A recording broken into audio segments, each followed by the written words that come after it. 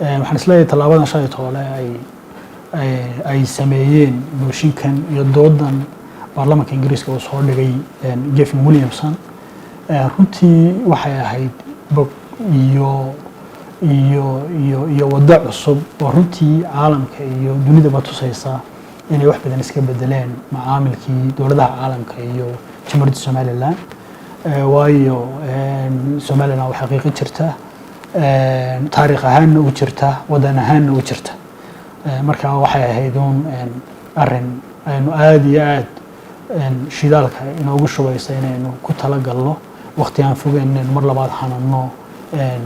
qarannimadeena iyo dawladnimadeena awalba waynu haysanay laakiin aynu ka mid noqono aynu noqono wadan la aqoonsan yahay kamid wadamada caalamka ee jira intaas bay daaranayd waxaan halkan madaxweynaha qarankuna uu hambaliyo ballaaran u diray xalay xildhibaankii oo ah saaxiib Jamhuuriyadda Somaliland ay leedahay oo aan isleeyahay saaxiib oo dad Ilaahay u diray oo nasiib wacnida dadka iyo dalka Jamhuuriyadda Somaliland bay ka mid tahay in aynu helo saaxiib Gavin Williamson oo kala mahad ballaaran baynu xildhibaanka uga celinaynaa inuu dooda keenay floorka baarlamaanka Ingiriiska runtii wuxuu muujiyay xildheeri iyo aqoon durugsan oo uu leeyahay Jamhuuriyadda Somaliland sidoo kale wuxuu ku saleynayay waxay ahayd danaha dawladdiisa iyo muhiimadda dawladdiisa iyo dadkiisa ay u leedahay inay Somaliland ay hoggaamiyaan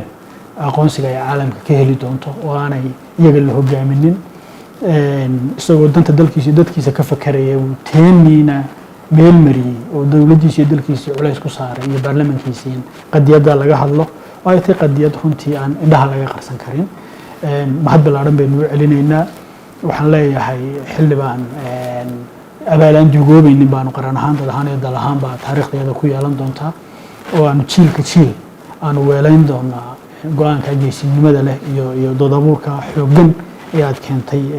qadiyadda ka keentay baarlamaanka dawladda faca weyn ee dawladda Ingiriiska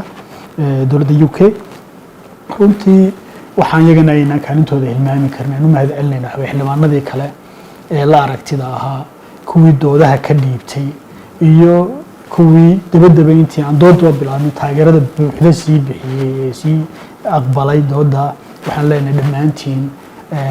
waxaad ka mid ahaanaysaan taariikhda Jamhuuriyadda Somaliland meel weyn baa ka gelaysaan abaal weyn baan weydiin haynaa aad iyo aad baad u mahadsantihiin aan leenahay waxaa xusid mudan iyagana oo aynan kaalintooda ilaawi karin jaaliyadda Jamhuuriyadda Somaliland ee UK ku dhaqan oo runtii haddaad dooda dhagaysato